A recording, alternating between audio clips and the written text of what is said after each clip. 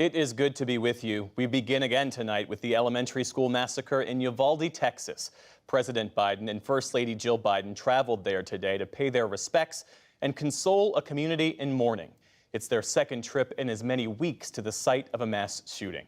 The Bidens laid a bouquet of white flowers in front of the memorial outside of Robb Elementary School and walked through a memorial of 21 white crosses, one for each life lost. They also met privately with the family members of the victims and the first responders. The Justice Department said today it will conduct an independent review of law enforcement's response to the Uvalde mass shooting. Texas law enforcement officials have admitted to a stunning string of failures in their response. Once the review is complete, the Justice Department says it will make its findings public. And in Ukraine, President Volodymyr Zelensky visited the second largest city, Kharkiv, today. It marks his first trip outside of the Kyiv region since the start of the Russian invasion. Zelensky met with the Ukrainian soldiers stationed there, he surveyed the damage, and he spoke of rebuilding. Russian attacks have decimated more than 2,000 homes across the city. Ukrainian officials reported new shelling in the city this week by Russian forces, who still control around 30% of the region. And here at home, 2 more mass shootings. Authorities in Oklahoma say 1 person is dead and 7 others were injured after gunfire erupted after midnight at a large Memorial Day event southeast of Tulsa. Police say no arrests have been made. And in Chattanooga, Tennessee, 6 people were injured after an exchange of gunfire downtown late last night. Authorities say a person of interest has been detained.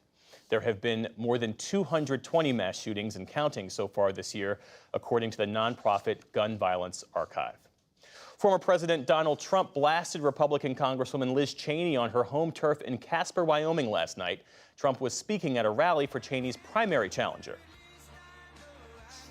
Liz Cheney hates the voters of the Republican Party, and she has for longer than you would know. Wyoming deserves a congresswoman who stands up for you and your values, not one who spends all of her time putting you down, going after your president in the most vicious way possible. Cheney has been a critic of Trump, refuting his lies about a stolen 2020 election and holding him accountable for helping incite the January 6th attack on the U.S. Capitol. The Republican primary for Wyoming's House seat is yet another test of Donald Trump's influence over the GOP after some of his high-profile endorsements have failed. And still to come on PBS News Weekend, after the horrific events in Uvalde, Texas, a psychologist offers advice on how to talk to children about school shootings. And Golden State Warriors head coach Steve Kerr opens up about losing his father and how that experience made him a vocal advocate for gun control. This is PBS News Weekend from WETA Studios in Washington, home of the PBS NewsHour, weeknights on PBS.